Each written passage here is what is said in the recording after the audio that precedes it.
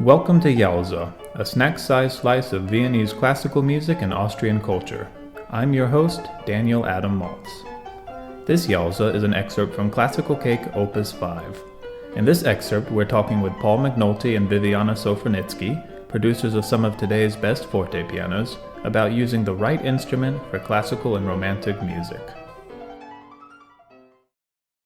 One thing I'm particularly interested in is, what is your philosophy when building a copy? Do you try to make exact replicas based on research, or do you make modifications to, for example, suit the sound world expected from modern audiences? No, you cannot design a piano to the architecture. That was Steinway, and it was done once. And the architecture of 1870 is what we hear now.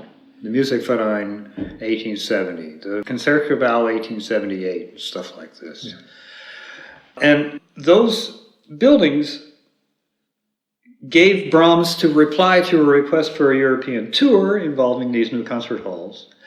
He said, just make sure there's an American Steinway if you want me to play in these places. And that distinction is on the basis of architecture, not music. So I'm interested in the pursuit of the sound recognizable to a builder of this instrument, who could walk by without noticing a difference. And what I see from our customers, that they come to us and they're not saying, oh, this instrument is good, I want like this. They say, oh, I love Mozart. I want instrument where Mozart will sound the best. And then they choose Walter or Stein, which Mozart was writing pieces, because when Mozart got this instrument, he tried it, he improvised, and he created the best music which could fit, sound the most beautiful on this instrument. So if we play it on something else, then it will sound to disadvantage, as Anton Rubinstein was saying. When I was first introduced to historic instruments as a young student, it was presented in a way that seemed to say that this is an oddity and you shouldn't pay it much attention. So historical music practice, I think, is sometimes looked down upon by modern piano performers and easily dismissed. Viviana and Paul as well, do you see a world in which historical performance becomes at equal footing with modern performance practice?